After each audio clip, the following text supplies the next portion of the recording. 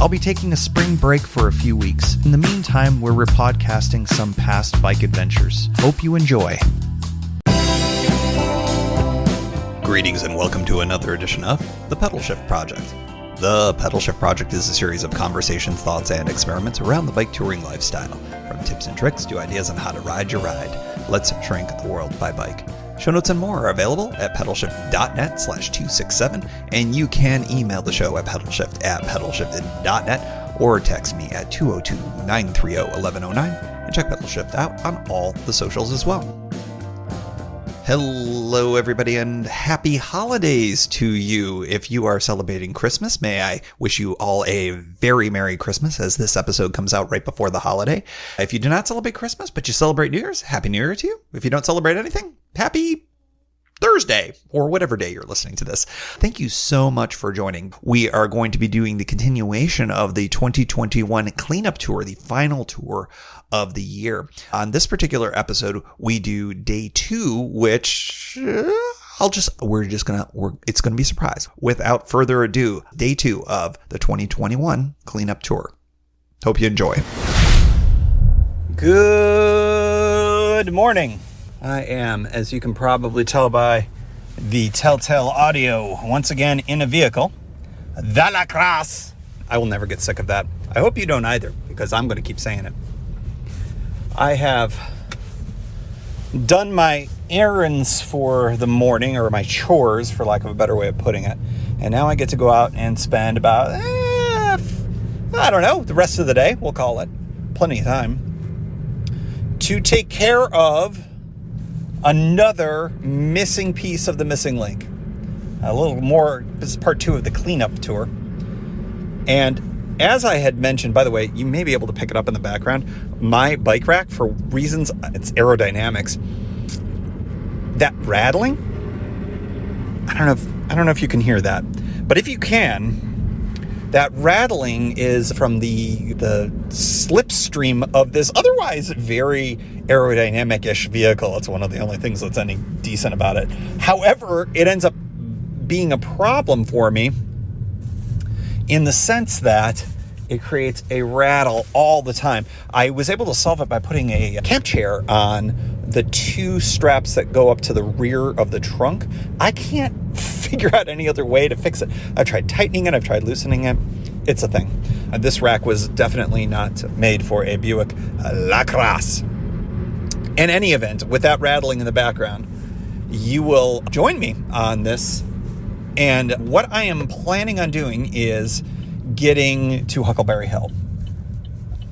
And I believe that my best way of doing it is going to be by going to Shepherdstown.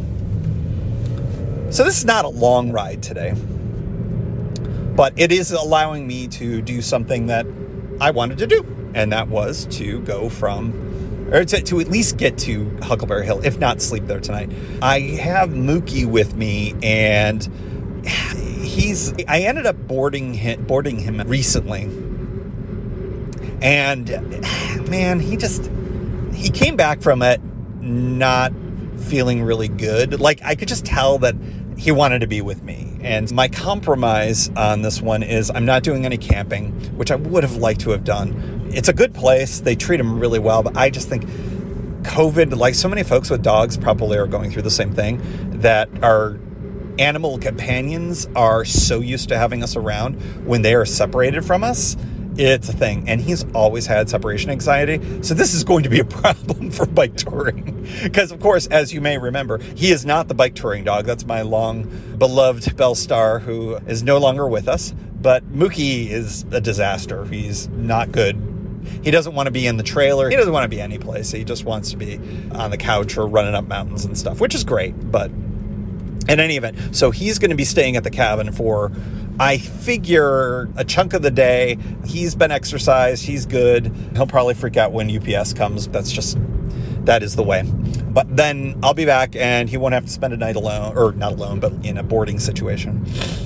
So I miss out on camping, which is the bummer. But I do get to ride. I am going to ride again, semi-loaded, just again to feel it a little bit more. I could go completely unloaded if I wanted to, but I just want to go with some panniers. And I've got my stuff to make that cup of coffee like I did up on the Gap, which you heard last week. And that was fun. That was a nice way to do the midway thing. Unlike the last, in part one, with the downhill on the Gap, I don't have a downhill.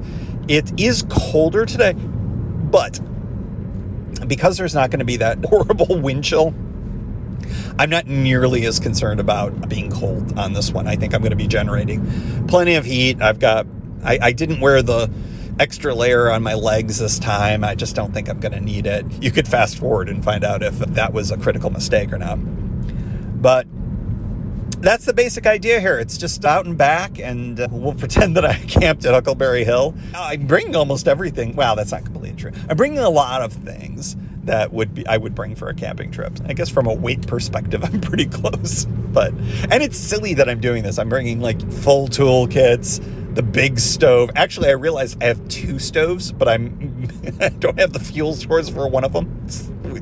It's just because I have the same kit.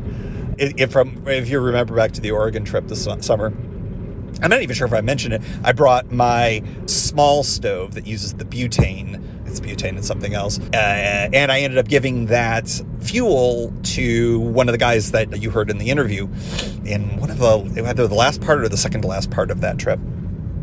Because I can't fly with it, and I was about to get on a plane after getting car stuck on a bus for a while. It's been a year. I read something very funny about 2021. This was from a woman on Twitter, and she said, 2021 is like that boyfriend you think back on fondly, only because he was the one that came after your worst boyfriend ever, and you had nothing really in common, but the stakes were so low, that's why you think of him very fondly. That sounds about right for 2021. But anyways, so I'm excited. I've got a relatively short drive. My reward at the end of this is going to be, I'm going to grab dinner at Maria's Taqueria, which is something I guarantee you will love. I don't think I've ever heard from anybody that I've steered there that has anything but great things to say about Maria's. I'm also on the scope out, because it is that time of year, for the Christmas tree farms in the area to start putting up signs saying whether they're going to have trees this season. Because some of them, I'm passing by one right now, some of them will take years off. And there's one that's very close to me that we got an enormous tree last year at that I would really like to do again, because I'm recording this again in and about the Thanksgiving holiday, right before Thanksgiving here in the States. So looking forward to that.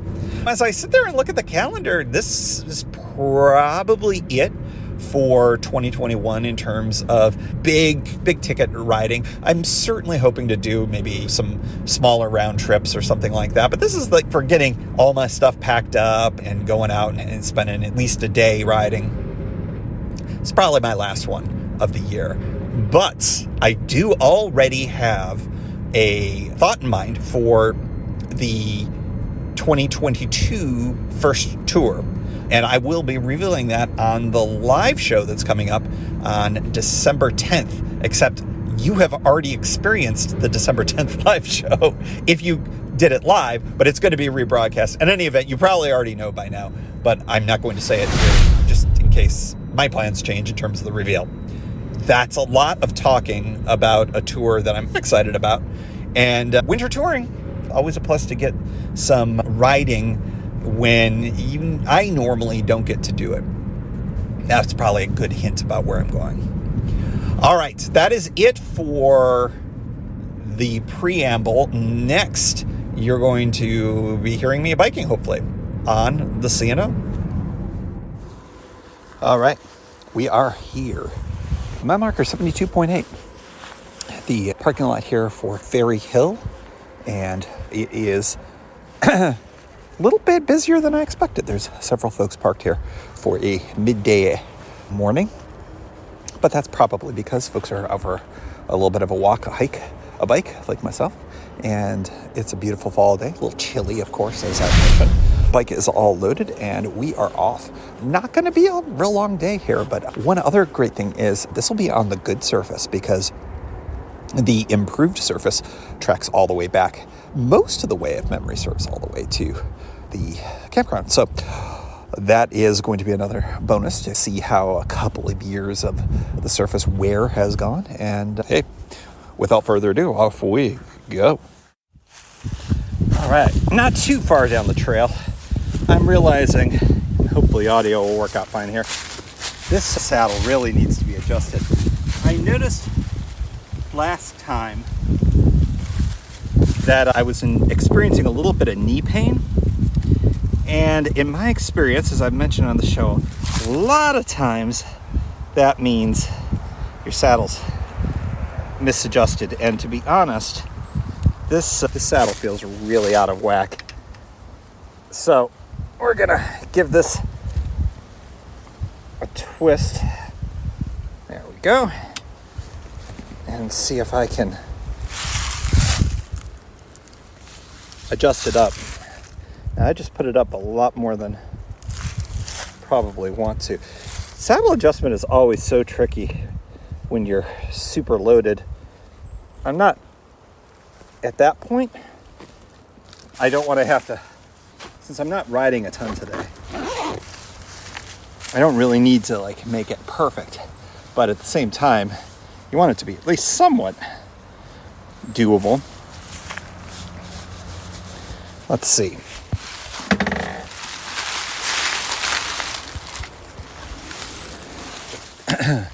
It felt really low, so I put it up probably more than necessary.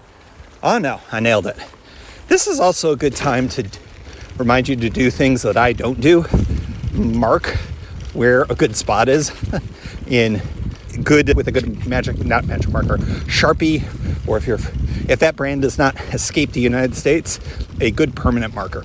Yeah, this'll do.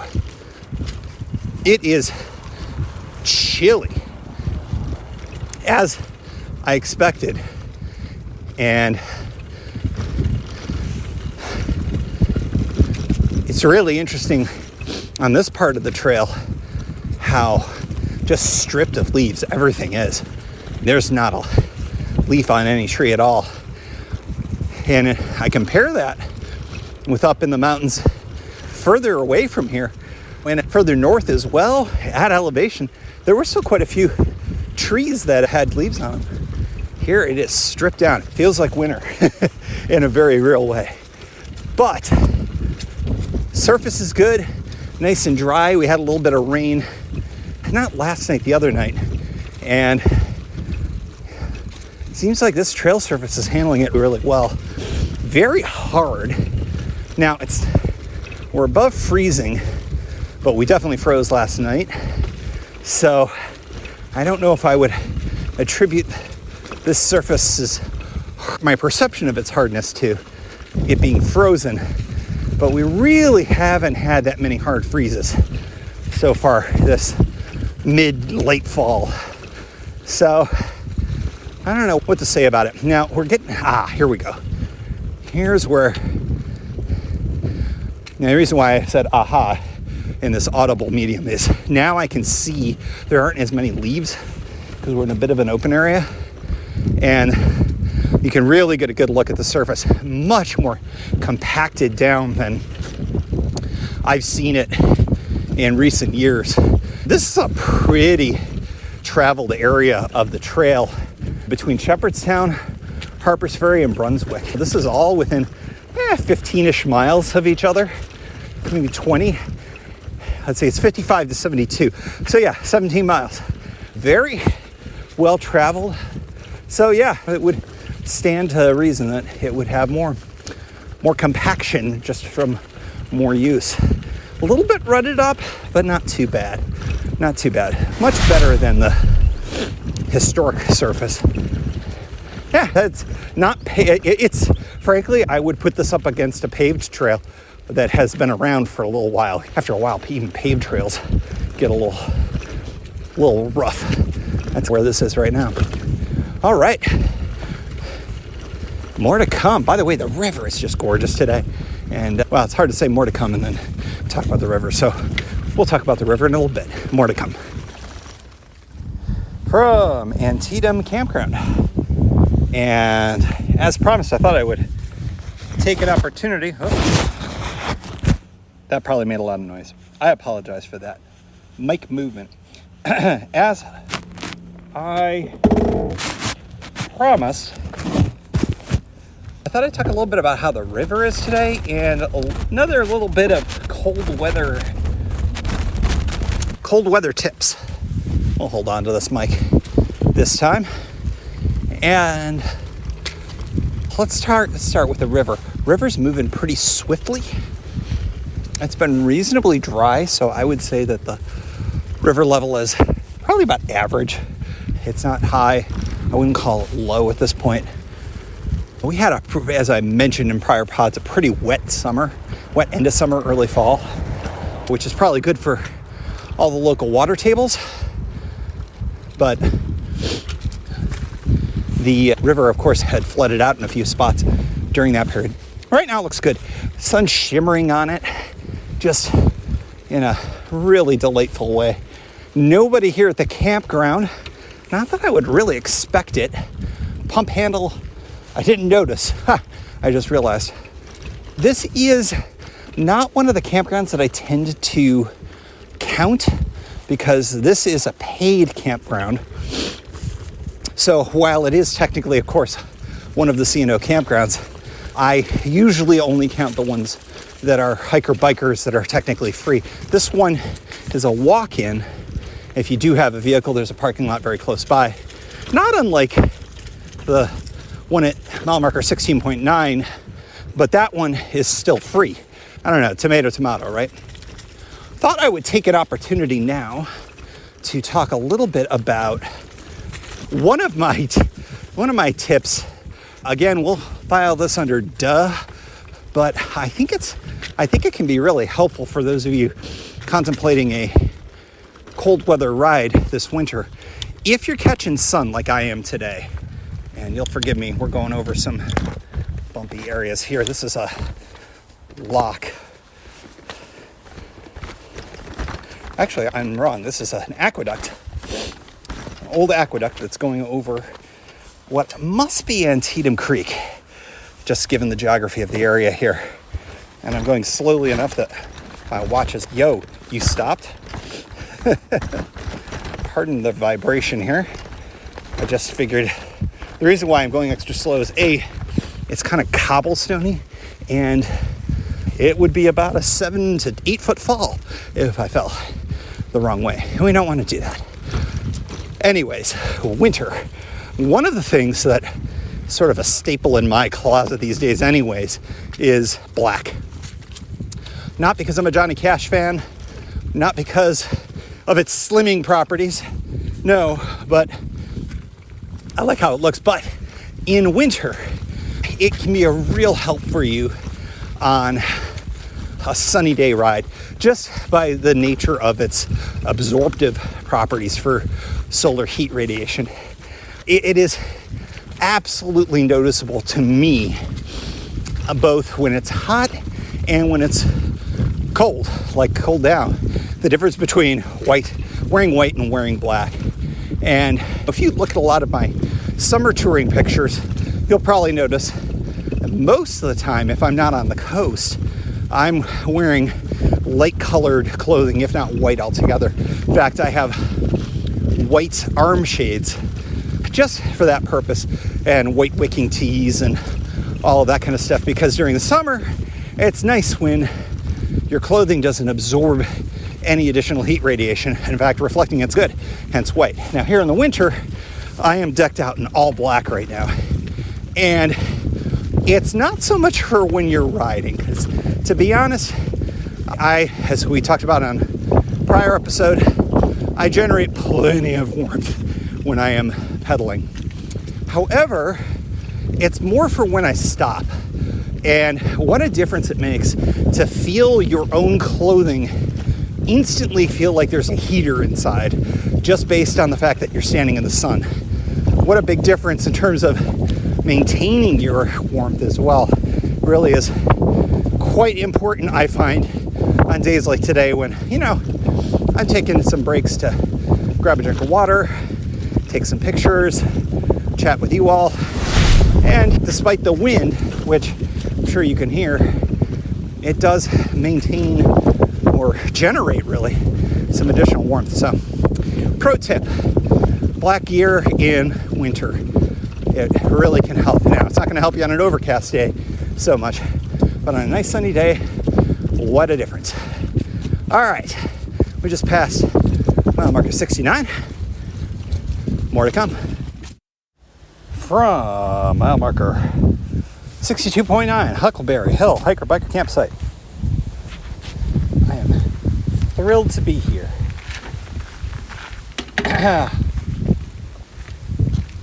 What a beautiful view. It really is. It is my favorite. I think perhaps more for memories. I remember one time doing a through ride of the C&O, and it was a group of, it must have been 15, kind of 20-somethings, doing a little summer adventure and hanging out with them.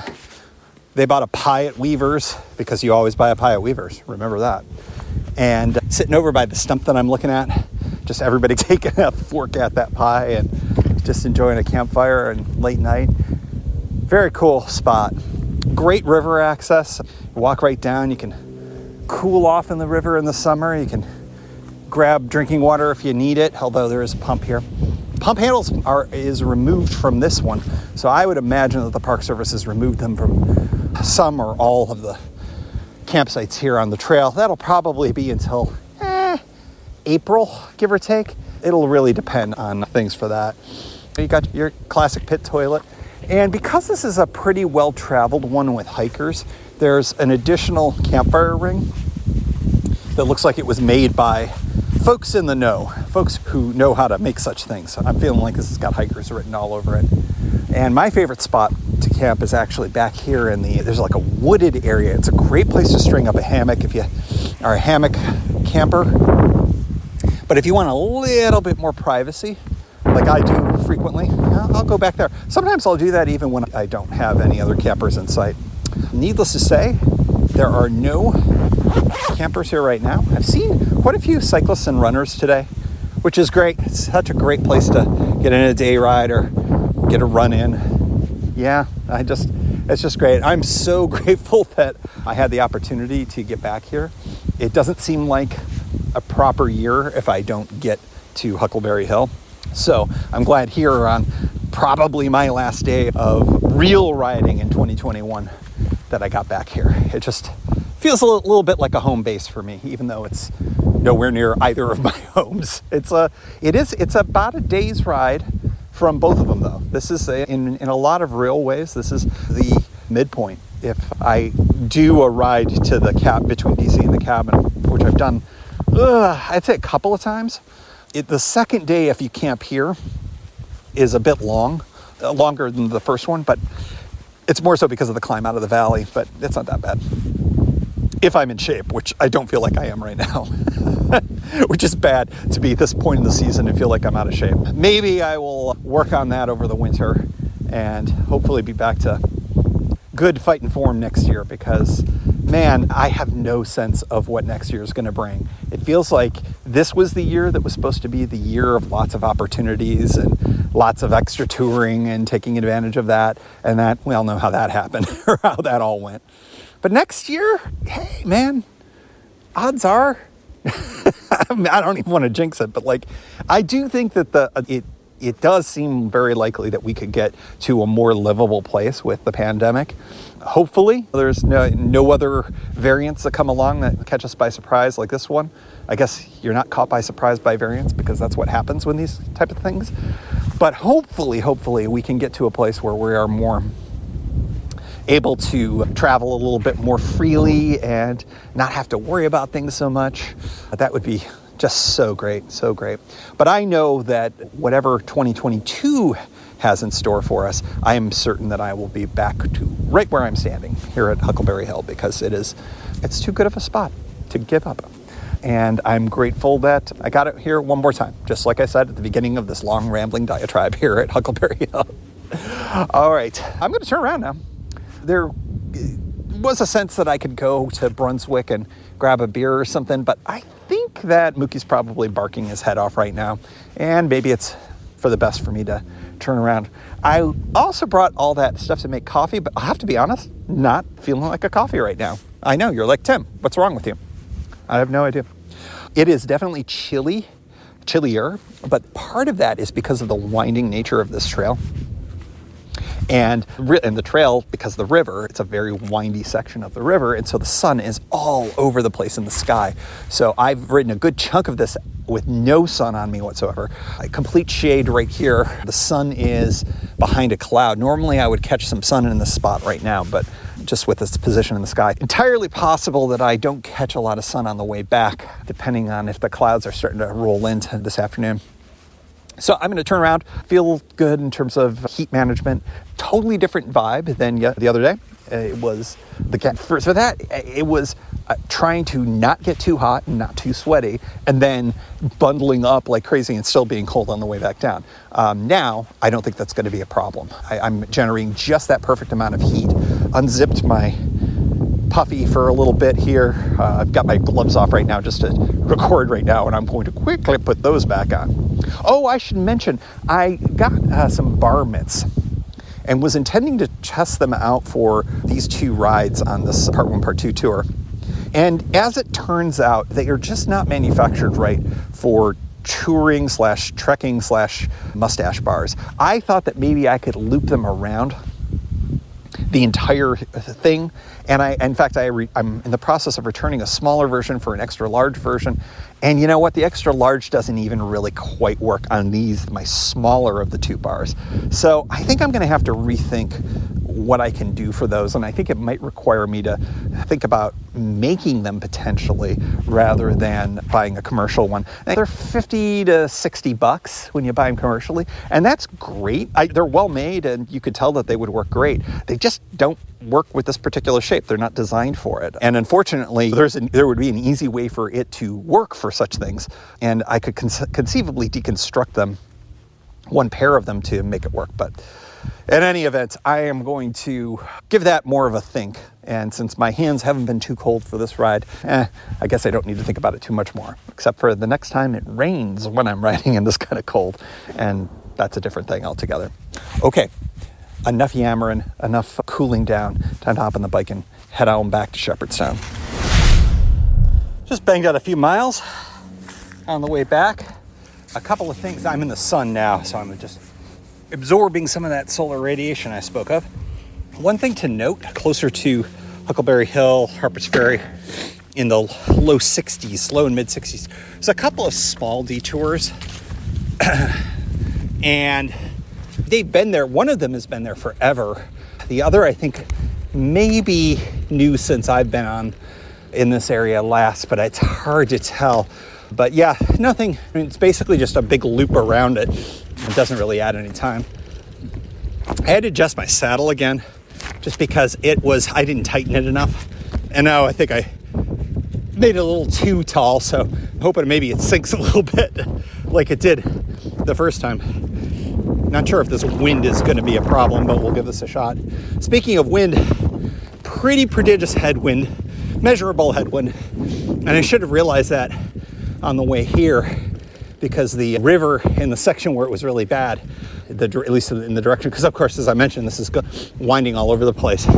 But yeah, there were not white caps, but waves generated by wind that you could see. And I think I may be curving back into the wind a little bit more now. But just a lovely last section here of the ride. Probably will just bang these miles out. Didn't even end up eating any of the snacks I brought. Really interesting comparison. Mileage is roughly half what I did, but it doesn't feels like it took less than half the effort, which makes sense because there were no climbs compared to part 1, and at a haul is fine. Okay, now that we've turned back into the wind, perhaps I will stop this so you don't have to listen to the blowing that I perceive that you may be listening to. So, more to come. From Shepherdstown, West Virginia, with my nachos in hand. That was a fantastic ride. Cold, windy, as advertised, but because it was sunny, Yeah, it was pretty good. And just shy of 20 miles, so very short day for me. I'm not going to lie. This was probably the shortest of any kind of entry I've ever done for anything like this, with no hills or anything like that. But hey, that's what I had time for. It's the end of the year, and I'm really glad I was able to do it. And I'm rewarded with nachos, which is really, let's face it, the whole reason why we bike, right? We've got some exciting things to close out the year, so I'm looking forward to sharing them all with you.